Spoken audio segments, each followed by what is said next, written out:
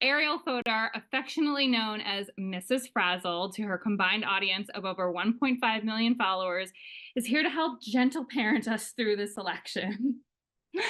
Thank you. Hi, everybody. I am so honored to speak today. I am like shaking to just be among such incredible company.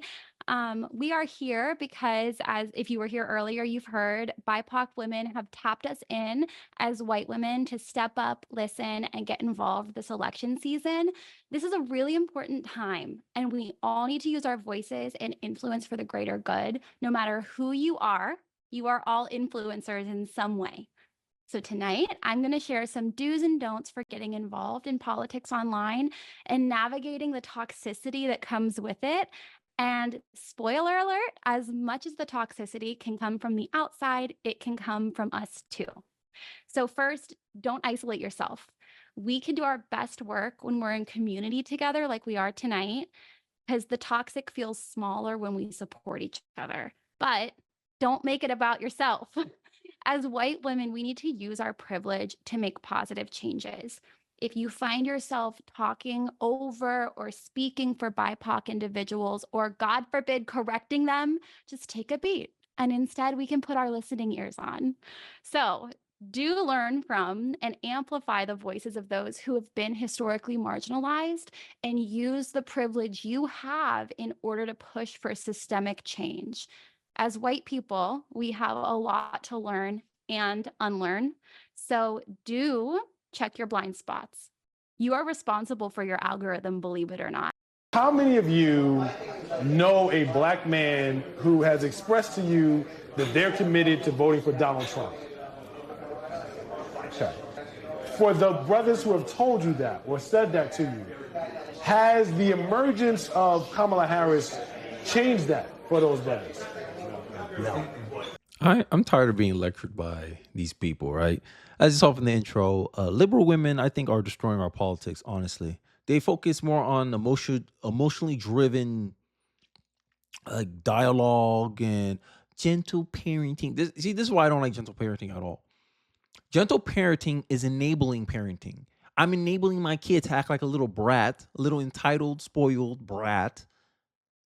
And then I'm going to try to cudgel other people to allow me to be an irresponsible parent by letting my kid do whatever hell he wants because my kid doesn't respect consequences. And this is how we get the current politics that we get today. We can ignore reality, but we cannot ignore the consequences of ignoring reality. And it goes back to this point about black men slowly leaving the Democratic Party. Now, I've been made mention to this before. Do not vote for Kamala. Do your own research on that whole camp. Now, people are gonna be mad, right? The same people who said don't take your advice, your voting advice from celebrities, are the same one taking advice from TJP Henson, Whoopi Goldberg, MSNBC, CNN, BET, Roland Martin, Cardi B, and Peels. I think that's how you say his name, or is Miles Piles? I don't know how to say it. And it goes to show when they try to create this narrative that, oh, black men who don't support Kamala Harris or who don't support Democrats are misinformed, miseducated, it's a lie on its face. What are they miseducated about? They can't give you a reason, right? But they'll be the same people telling you that, oh my God, don't correct black people when they're talking to you, white women. Sit back, put your listening ears on. Okay, racism isn't a major issue in my life. I'll wait. They'll be ready to correct you. Or no, well, I think you're misguided about what you see, Kenny. Racism is a big issue in many black people's lives. You can't deny that.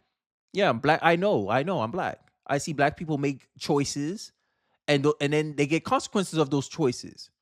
You can ignore reality, but you can't ignore the consequences of reality. Biggest statement has never been made. You can ignore the reality. Oh, racism is the reason why black people are at the bottom. It's not the fact that they criminalize each other at a disproportional rate. 76% of black victims of crime is perpetrated by another black individual. No. It's racism that's the reason for that. Single motherhood has been associated with poverty. There's a big correlation between single motherhood and poverty. But women actively choosing to be single mothers mating with people that are not good long-term partners for them or their kid because of superficial reasons, and they end up getting pregnant and having these kids, and then they end up being put in the system. Because in reality, there's a correlation between the black liberal woman and the white liberal women. That's the deal they made. Hey, let's uproot our men. That's their shared common goal. Now working class men, working class black men, we're starting to come together and be like, nah, this stuff ain't working for us. It worked for the super rich people, the super educated people who condone this stuff, who's been conditioned and indoctrinated in college, an institution that's almost 96% Democrat. They've been culturally conditioned to accept this stuff. Liberal women are ironically the most racist, more racist than actual overt racists, because they don't even realize or acknowledge it. The white savior complex is much more damaging than some old too fat guy saying the N-word. Exactly.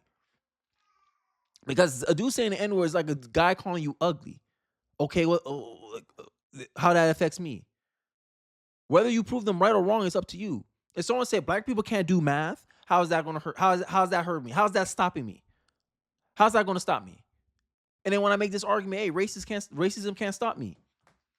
I actually get more black people getting mad about it than some white person. I sit back and say, okay, tell me how my race is holding me back. The only thing that will hold me back is my lack of ability or my competitiveness. That's like me saying that the only reason black people are disproportionately represented in the NBA is because it's the systematic racism benefits black people. That's the only reason they make it to NBA 78%. How is 13% of the population makes up 78% of a sports league when the population is 66% white? Systematic racism. That's the kind of arguments you make for why there's where there's underrepresentation of black people in certain fields. But you don't make the same argument for fields primarily dominated by black people. If diversity is good for one, it's good for all. That's my argument. And it highlights something very. This is why black men don't benefit from the Democratic Party at all. In this political love triangle, the government becomes the new patriarch. Black women play the role of loyal partner, which they do. 95% of black women vote for the Democratic Party. And black men are treated like teenage sons, own enough to have some independence, but still under the rule of mom and stepdad, aka the government and the black woman. And exactly how they message to black men is exactly how they perceive us. Take a clip of this from MSNBC where this guy says that black men have to be scared into voting for Democrat. Take a look. Democracy. You know what African Americans, particularly African American men who are showing the lowest motivation to turn out in this midterm, you think things are tough for you right now? Where do you think you're going to stand in a country in America where there's no democracy, where they have absolutely no interest or at all in respecting your rights? We've got to let these people understand that they've got skin in this game, and we got to scare the hell out of them, because quite frankly, Nicole, they should be afraid that we're going to lose our democracy. Imagine that. And this is how I say liberal women are destroying our politics, is because the Democrats think if you fearmonger enough, if you fear bait enough, if you make Project 2025 seem scary enough, that it would override people's reason and vote for them. Right? But they can't tell you what policy they're running on. They can't tell you how their policies will benefit you. They can't tell you the trade-offs with their policy and why it's a better trade-off than what Donald Trump is proposing. This is why our political discussion has not been based on substance for a very long time, because they understand that because of liberal women, a lot of the political messaging has become emotion-based. And it goes back to this point that I made before on this channel, why I think Democrats are losing black men, is the fact that you guys are putting out a feminine message, very effeminate messaging out there. Oh my God, you're supposed to be scared. You're supposed to be this. And this is how I interpret it as a man. MSNBC host recently admonished black men, because now this is how disingenuous liberal women in. And this is for both white liberal women and black liberal women, specifically the black liberal women. They want to make this argument about that. Oh, black men are not supporting Kamala Harris because she's a woman, when they've been having issues with black men not voting Democrat since 2020. And now they want to make up this dumbass. I'm going to stop. An MSNBC host recently admonished black men who are reluctant to support Stacey Abrams to get in line behind the black women who do. They have been the left's perspectives for decades. This has been the left's perspective for decades. Black women lead, black men follow. Black men are regulated to damsels in distress. Teaching what? They're treating you like what? A teenage son. Because they've been conditioned to think of men like teenage children. Oh, my husband is my third son. Imagine if a man said that about his wife. Y'all be offended. But y'all out of your mouth like water. Like it don't do nothing. Democrats are losing black men. Article since 2022. Y'all been struggling to get black men haven't been really motivated to vote for y'all. Right? Y'all hear fear mongering. Oh, look at this black man telling this white lady that black men need to be scared to vote for something. No policy. These mainstream black media figures are working against us. Facts. I agree. Right? Right? And then if you're a black man that doesn't go along with this nonsense, don't go along with this crap, right? You got effeminate dudes calling themselves feminine thugs, telling you that only emotional and what he said. Let me look back. Let me make sure I quote. He's not wrong. Only the most emotionally weak and insecure men are attracted to Trump and the mega fascism. Look at that. No substance. Like I said, no substance. Effeminate messaging. Oh, so I'm supposed to vote for Kamala Harris because I'm supposed to be scared of the other guy. Rational men don't do that. Masculine men don't do that. Masculine men don't vote for somebody because he's scared of the other person. Like, make it make sense. But these are the dudes that have the goal to sit here and tell you, oh yeah, if you support Trump, you're an effeminate man. You insecure in your masculinity. I don't give a damn, bro. I'm a rational thinking human being. I'm black. I'm not stupid. We're going to go through tough economic times. And I don't want Kamala Harris, who's the biggest socialist to ever be a presidential candidate for the Democratic Party, to get into power and destroy the country like Maduro just did with Venezuela. Y'all want to vote in tyranny, and then when you experience the negative consequences of your tyranny, aka the consequences of reality, y'all try to vote yourselves out of it, but you can't. But then these same dudes here on this will lecture men like me because I'm tired of us voting for the same damn party for over 60 years. Like, what sounds more rational and less emotional? Me saying, hey, you've been voting for the same party for 60 years and look at in your state, in the state of your community gotten worse, not better. It's time to try something new. It's insanity to keep voting for the same political party for 60 years and expecting something different.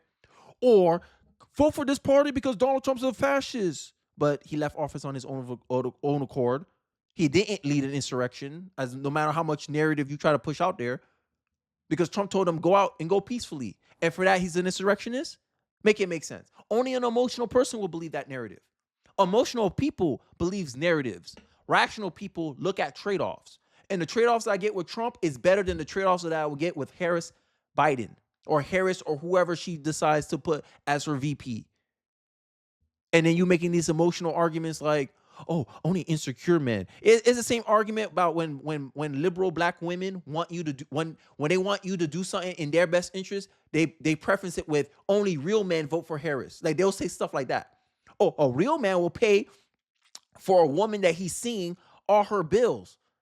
I have no association with you. You're still a stranger to me. Why would I pay all your bills because you're a woman and I'm romantically interested in you? That don't make logical sense, does it? But, liberal women with their emotional messaging, they'll tell you that that's what a real man should do. A real man should be a sucker. A real man should vote against his own best interest at the benefit of the black woman.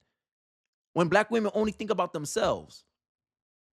Black women are all about themselves, and black men are supposed to be all about them. Like, we're supposed to think all about black women, not our own best interests. Not how we're falling behind in the education system. Have black women ever voted for a candidate that addressed the fact that black men are falling behind in education? I'll wait. But they sit here, keep demanding black men to follow behind them, when the black man gained nothing from voting Democrat. They know that. That's why they focus on emotional messaging. Another thing, not surprising when you think that most likely stand firm in the face of weaponized empathy. And this is the real problem with the politics. Because only Democrat men fall for this crap. Weaponized empathy and emotional welfare. They try this all the time in my comment section. Men between the ages of 18 and 29 on whether children should allow to be able to choose their gender identity without parental approval. Young men are more likely to oppose children, and women are divided. Imagine that. Because women are susceptible to emotional messaging. Because the trans people, the LGBT people, very few young women can survive trans activists' radical bombs like, would you rather have a dead son or a living daughter? No, I'd rather my kid understands the reality of his situation. I'd rather my son live in the world of reality than the world of words. The world of words say you can label yourself, you can categorize yourself any way you see fit. But the world of reality tells you that you are what you are, and you cannot change it merely because you feel like it. This is what happens when we have a culture that prioritizes self-esteem over self-control. But these liberal men, these Democrat men, right? Men have based. I'll put it. These Democrat men will sit here and lecture you, saying you're the emotional one, you're the insecure one. Aren't you insecure because of the fact that just because a man is not validating your world beliefs, just like a man that doesn't believe that racism can stop me, government do nothing for me, I'm not sitting around on my hands waiting for someone to do something for me. You're insecure about that because I'm not validating your world beliefs. And this is where most of the political discussion happens in the black community, right? The reason they get so mad at black conservatives, they call them coons, they call them names, they call them all this stuff, is because we're not validating how they see the world. No real black person would think like that. Remember how I say about the emotional manipulation? Because this is the only game that Democrats can play. But on rational debate, on policy, they can't win on it. And they show it with their actions every damn day. Because what their messaging is about, vote for the first black woman. Oh, they're questioning her credentials. It's politics. You're supposed to question the other person's credentials. You questioned Trump's credentials when he ran 2016, but everyone liked his policies, and that's how he won. But y'all want to sit here, keep trying this emotional, effeminate messaging.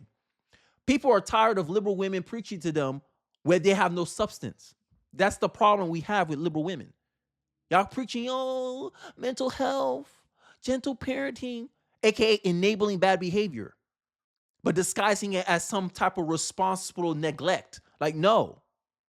It's time to put your foot down. It's time to draw a line. It's trying to have boundaries. And that's what the men are trying to speak to the Democratic Party, but the Democratic Party don't want to listen. The black women don't want to listen. The liberal women don't want to listen. They want to keep trying to wag their fingers. We're not your children. That's a message that all liberal women needs to digest, right? Don't correct me, black women, liberal women. Don't correct me. This is a message you need to understand.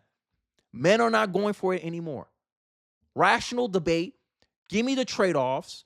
What is the good of your policies and what is the negative of your policies? Because every policy has a negative. Every policy has a cost. If you do not understand the negative cost of your policies, then don't come sit up in here and try to make it seem like it's a rational choice for black men to get behind black women. No. We've been following behind black women for 60 years and look at the state of the community. Still at the bottom. Still there's an a wealth gap. Black women are the most educated gender in the black community, and we're still behind. Still got negative net worth. I believe the net worth of a black woman is like $5, if I remember correctly. Y'all the most in debt for student loans. And most people who get student loans, who go through all this debt, don't end up working in the field that they got their degree in the first place. Sounds like a waste of money. Sounds like a bad decision. But then you want to bite into, oh, forgive our student loan debt. Then they go on and forgive the student loan debt. And then it creates more inflation for the rest of us when majority of Americans did not go to college. Name me a policy that benefits black men. Name me one. There's none. There's none. At least in the Republican side, at least in the conservative side, any American who chooses to seize the opportunity can benefit from Trump's policies. But it's on you to seize on that chance. You have to take the opportunity. It's not going to be spoon-fed to you like the Democrats. Oh, here's welfare. Oh, here's student loan forgiveness. You never notice that with Democrat policy, they spoon-feed you. Oh, here, we'll do this to you. We'll give you this. We'll give you that. With Republican policies, it's like, hey, we'll give you the opportunity to do this, but only if you take it, only if you take advantage of it. No one's holding your hand on the Republican side. The Democrats, they got to slow walk you to the voting polls. They got to motivate you to the voting polls because they know they ain't got nothing for you. So they use the black woman like an attack dog on black men. Oh, yeah, I better vote for her or you a coon. Oh, still voting Trump. I'm being, look, this is the mind of a black conservative. This is a man that's voting for Trump 2024. That's how I think. Because I'm voting in the best interest of my family, the best interest of my wallet. And the day, as a man, I can't rely on the government to come and take care of me like a child. I digress. I think I said enough. But I'm just tired. I'm just tired of the lecturing. I'm tired of the people trying to treat me like I'm a child. Like, no. Only my mom can treat me like that because I'm her baby. But everyone else, y'all strangers to me. I don't know y'all. I don't know the government. Y'all want to worry about greedy corporations, but y'all ain't worried about the greedy politicians who net worth is skyrocketing. How you Nancy Pelosi, you worth $100 million, but you only been making six figures for the last 40 years. How is that possible? How you make $100 million like that? Inside trader Pelosi. Y'all don't ask questions about that. But y'all worried about corporations who made money based on selling services and products to individuals that wanted it and needs it and wants those products. You mad about them making money, but you're not scrutinizing politicians over here on the other side making money when they're supposed to be serving public office. And you wonder why people want term limits. But only one side of the aisle is willing to even propose term limits. That's the Republican Party, not the Democrats. Democrats are only thinking about keeping their own power, their own control. And fear-mongering is part of that control. Black men are not damsels in distress. Black men can make decisions for themselves. Black men are not being miseducated into supporting Donald Trump. We know the reality of Trump, and we're still voting for him. So cry us a river. You better come up with something better instead of stop making better excuses for your candidate. But I digress. Let me know your thoughts in the comment section below. Don't forget to like, comment, subscribe. Appreciate you guys watching to the end of the video, and I'll catch you guys on the next one. Peace.